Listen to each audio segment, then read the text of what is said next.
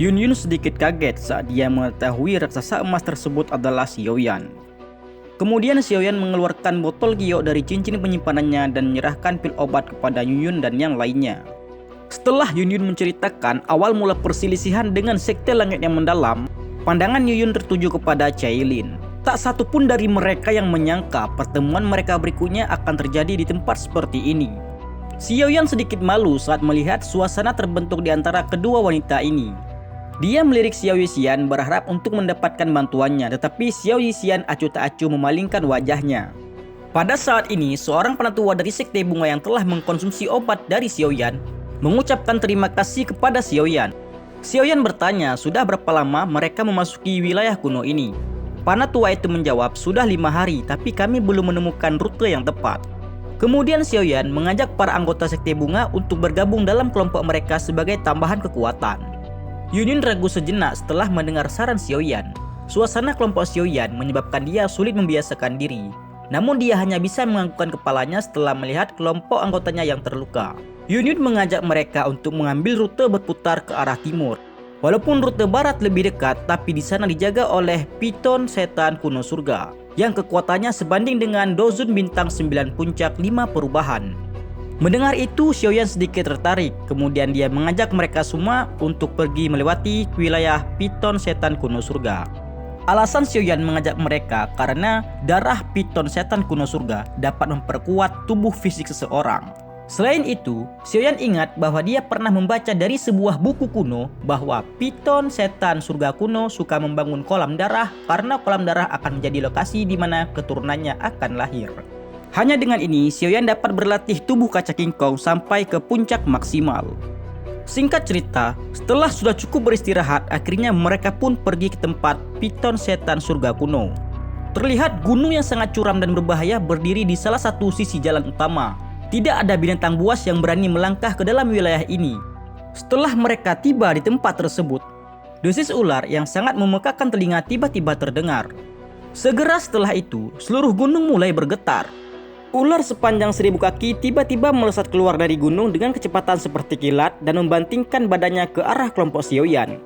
Menanggapi hal itu, cahaya kemasan yang terang tiba-tiba meletus dari tubuh Xiaoyan. Dalam sekejap mata, tubuh kurus Xiaoyan telah berubah menjadi raksasa emas yang sangat besar. Tinjunya dengan kejam bertabrakan dengan ekor ular tersebut. Hal itu menyebabkan sisik piton surga kuno rusak parah. Setelah menderita sedikit kerugian, raungan yang mengguncang bumi dengan cepat bergema di langit. Xiaoyan mengarahkan kepada kelompoknya untuk menyerang ular tersebut dengan cara bersamaan. Sosok halus Cailin melompat ke depan saat dia berubah menjadi piton 7 warna yang tidak lebih kecil dari piton surga setan kuno. Dengan ganas piton setan surga kuno membuka mulutnya saat Cailin menyerang. Kekuatannya jauh melampaui Cailin, oleh karena itu kemenangan diraih oleh piton setan surga kuno. Melihat Cailin yang mulai terdesak, Xiaoyan beserta yang lainnya mulai menyerang piton tersebut secara bersamaan. Pukulan tanpa ampun dari Xiaoyan menyebabkan sisik piton tersebut mulai hancur berantakan. Namun tiba-tiba ekor ular yang sangat besar menabrak tubuh Xiaoyan, menyebabkan dia memuntahkan seteguk darah. Saat mereka semua mulai terdesak, tiba-tiba ada suara yang ditransmisikan ke dalam telinga Xiaoyan. Tuan muda Xiaoyan paksa matanya untuk melihat mataku. Menanggapi hal itu, dengan cepat Xiaoyan pergi menuju piton tersebut dan menggerakkannya ke arah Qinglin.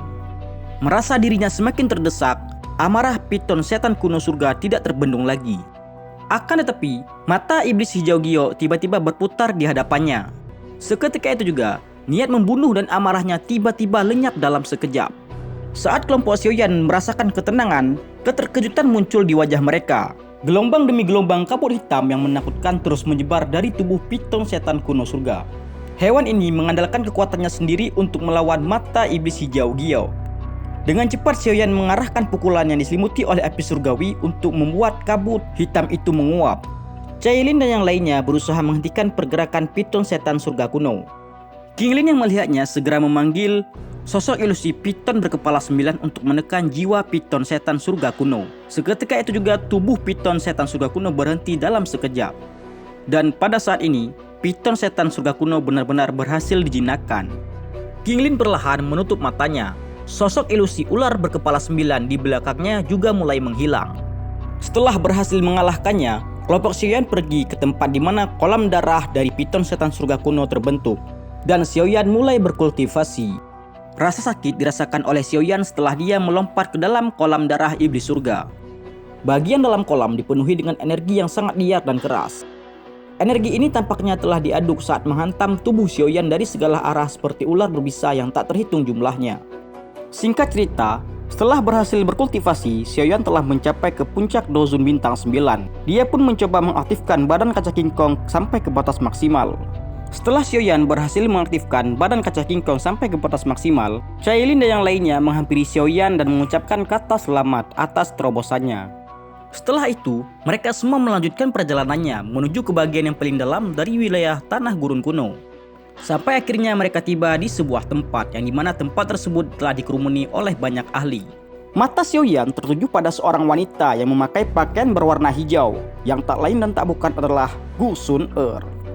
Namun saat Xiaoyan ingin melangkah ke depan, tiba-tiba suara yang sangat familiar terdengar di telinganya. Tempat ini bukanlah tempat yang seharusnya kau datangi. Pergilah. Langkah Xiaoyan terhenti, matanya tertuju pada asal suara yang tak lain tak bukan adalah Feng King Er. Menanggapi hal itu, Xiaoyan menjawab perkataannya dengan acuh tak acuh. Dasar wanita berisik. Feng King Er sangat marah, kedua matanya menjadi dingin. Dia melambaikan tangannya dan pilar warna-warni merobek ruang seperti kilat dengan kejam menembak ke arah Xiaoyan. Tangan kiri Xiaoyan menangkap pilar warna-warni itu. Pada saat yang sama, nyala api yang menakutkan bergegas menuju ke arah Feng King Er. Dan seketika itu juga, aura yang kuat dan kuno melonjak dari tubuh Feng King Er. Tapi hal itu tidak membuat Xiaoyan gentar. Suara samar tiba-tiba ditransmisikan dari belakang Feng King Er. Kamu adalah Xiaoyan. Karena King Er ingin berdebat denganmu, kamu harus bertarung dengannya sendirian.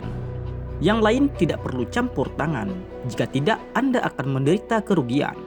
Lebih dari selusin ahli dari suku Heaven Demon Phoenix sedang menatap kelompok Xiaoyan dengan cara yang tidak bersahabat. Suara yang sama tenangnya tiba-tiba terdengar juga. Orang yang akan menderita kerugian mungkin adalah kelompokmu. Mata semua orang tertuju pada suara itu dan mereka mendapati bahwa itu berasal dari Gu Qingyan. Xiaoyan yang melihat Gu Qingyan pun membalasnya dengan senyuman. Pria di belakang Feng King Er berkata, "Baiklah, kalau begitu kami tidak akan mengganggu pertarungan." Mata Feng King Er dengan dingin menatap Xiaoyan dan berkata, "Xiaoyan, apakah kamu berani melangkah maju dan menerima tantangan ini?" Dengan acuh tak acuh, Xiaoyan pun menjawab, "Baiklah, sesuai keinginanmu." Dan seketika itu juga pertempuran pun dimulai. Senyum dingin muncul di wajah Feng King Er ketika dia melihat Xiaoyan melangkah maju. Kakinya menginjak tanah saat sutra warna-warni melesat ke segala arah. Xiaoyan perlahan menggelengkan kepalanya saat melihat sutra warna-warni menutupi pandangannya.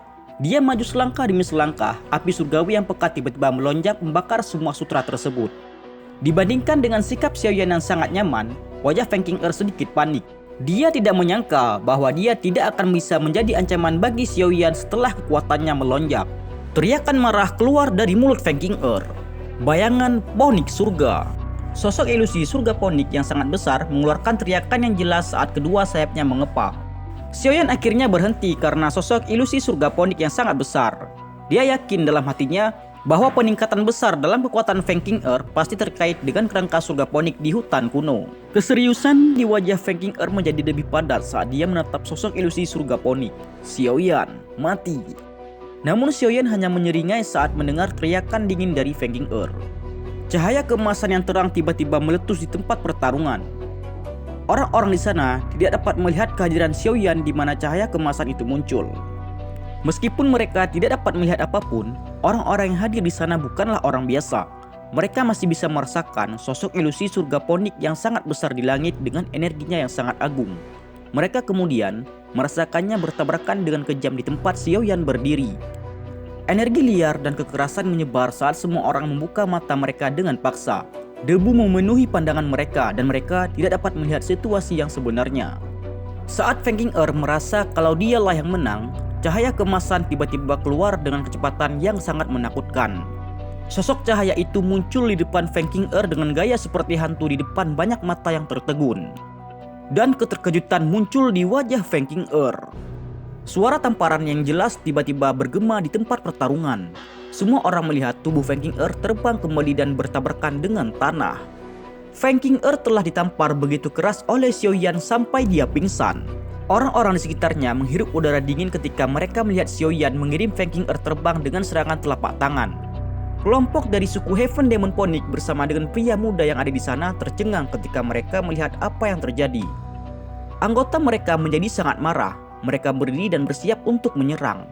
Namun itu semua dihentikan oleh pria muda yang ada dalam kelompok tersebut. Setelah mengalahkan Feng Qing'er, Xiaoyan kembali ke dalam kelompoknya. Melihat itu, Sun Er juga bergegas menuju ke arah tempat di mana Xiaoyan berada. Dan kecanggungan muncul di wajah Xiaoyan saat Cailin, Sun Er, dan Yun Yun berada di tempat yang sama dalam waktu yang sama.